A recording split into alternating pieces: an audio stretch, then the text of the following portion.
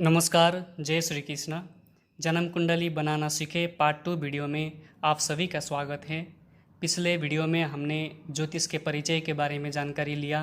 ज्योतिष के 3 प्रकार के रूप, सिद्धांत ज्योतिष, संहिता ज्योतिष और होरा ज्योतिष के बारे में भी हमने जानकारी लिया। उसके बाद पंचांग के परिचय, पंचांग अंतर्गत तिथि, बार, योग, नक्षत्र के अंतर्गत तिथि और बार के बारे में भी हमने सीखा। और आज इस वीडियो में नक्षत्र, योग और करण के बारे में जानेंगे। गणितीय हिसाब में नक्षत्र सबसे इम्पोर्टेंट होता है। जैसे कोई बच्चा का पैदा हुआ तो उस समय के गोचर में चंद्रमा कौन सी नक्षत्र में कितने चरण भोग किया था, इसी प्रकार से नामांकन किया जाता है। और बच्चा का किस अक्षर से नामांकन शुरू होगा, ये चीज़ सारे जानने के लिए नक्षत्र के बारे में पूर्ण ज्ञान होना चाहिए। एक नक्षत्र में 4 प्रकार के चरण होते हैं और 9 चरण के एक राशि होता है। इस प्रकार से टोटल 27 नक्षत्र होते हैं। ऐसे तो उत्तराषाढ़ा के अंतिम का 15 घड़ी और श्रवण का शुरू का 4 घड़ी, टोटल 19 घड़ी का एक अभिजीत नक्षत्र भी होता है। पर पंचांग में उसका प्रयोग में नहीं आने के कारण से हमने 27 नक्षत्र ही मानना चाहिए।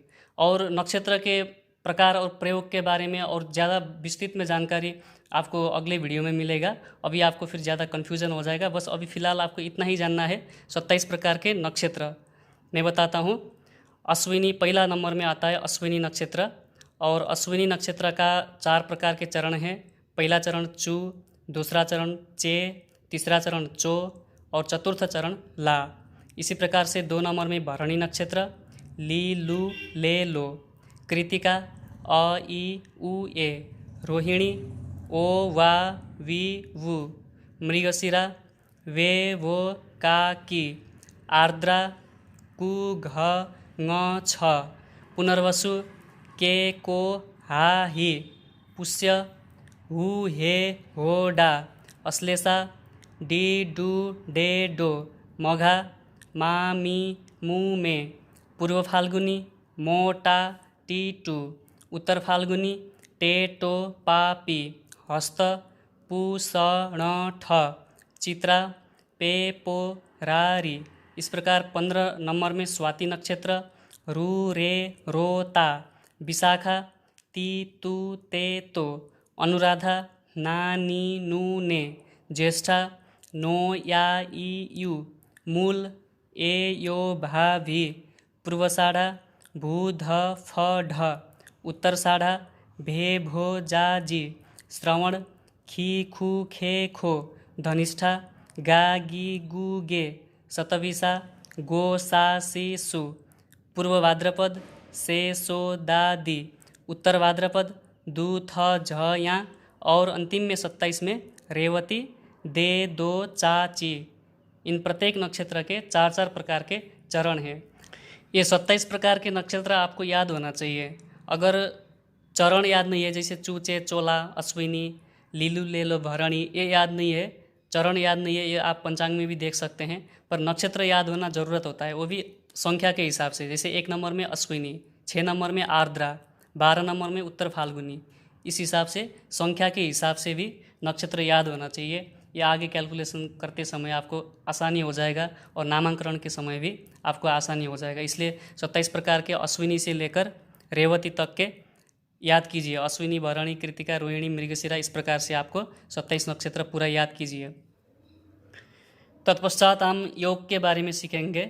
योग टोटल 27 प्रकार के योग होते हैं। योग विशेषतः मुहूर्त इत्यादि देखने में सबसे काम आता है। मुहूर्त इत्यादि देखने में योग और करण सबसे इम्पोर्टेंट होता है।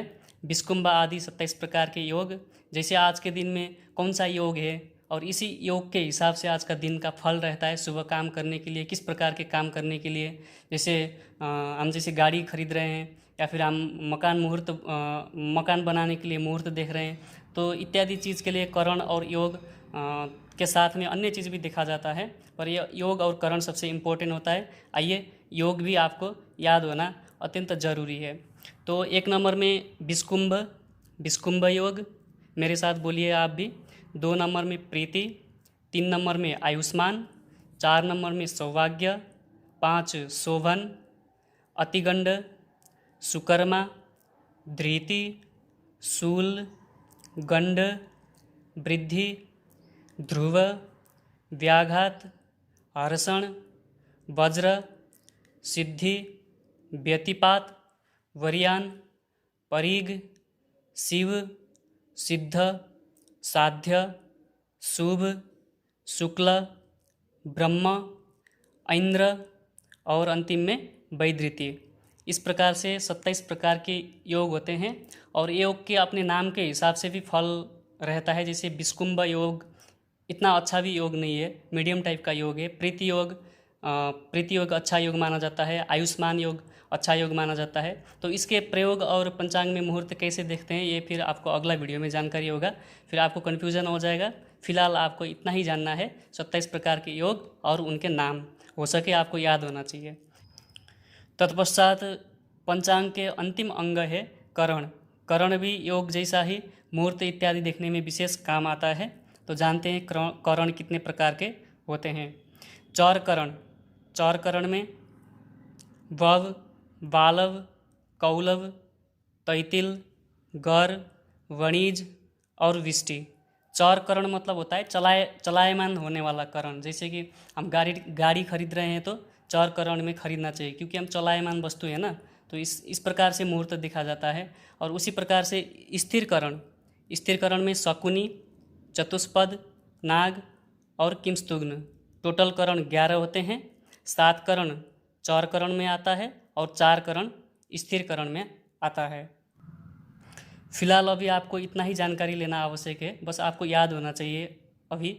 फिर इसके बाद इसका प्रयोग कहाँ कहाँ कैसे कैसे होते हैं और मुहूर्त इत्यादि कैसे देखना चाहिए, ये चीज़ फिर मैं आपको अगले वीडियो में समझाऊंगा।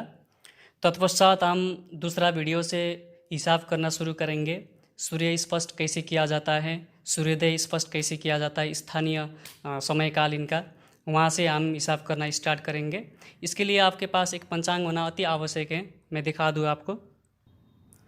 अभी मेरे पास दिवाकर पंचांग है, क्योंकि हरिद्वार में दिवाकर पंचांग, वाणी भूषण पंचांग ज़्यादा प्रचलित में आता है, तो मैं दिवाकर पंचांग यूज करता हूँ। आप भी कोई सा भी एक पंचांग लीजिए, ज़रूरी नहीं है कि 2020 का ही होना, क्योंकि हम प्रैक्टिस ही कर रहे हैं, इसलिए 2019, 18, 17, 16 कोई सा भी हो, पुराना पंचांग हो तो भी चलेगा, पर एक पंचांग आपके पास ज़रूरी होना चाहिए। अगर आप नेपाल काठमांडू का हिसाब करना चाहते हैं तो वहाँ का सूर्य पंचांग, हिमाल पंचांग, तोयानाथ, कोई भी एक पंचांग लेके उससे भी आप हिसाब प्रैक्टिस कर सकते हैं। और दूसरी बात, आपके लिए आज का होमवर्क है नक्षत्र, पूरा 27 प्रकार का नक्षत्र मैंने जो बताया वो आपको याद होना चाहिए। तो मित्रों, आपको आज का वीडियो कैसा लगा? अगर आपको यहाँ से कुछ सीखने को मिला तो वीडियो को लाइक कीजिए, चैनल को सब्सक्राइब कीजिए, शेयर कीजिए वीडियो को अपने दोस्तों के पास, ताकि ये नॉलेज सबके पास पहुँचाइए। तो मिलते हैं दूसरा वीडियो में। राधे राधे, जय श्री कृष्ण। कृपया वीडियो को लाइक कीजिए, कमेंट कीजिए और चैनल को सब्सक्राइब कीजिए।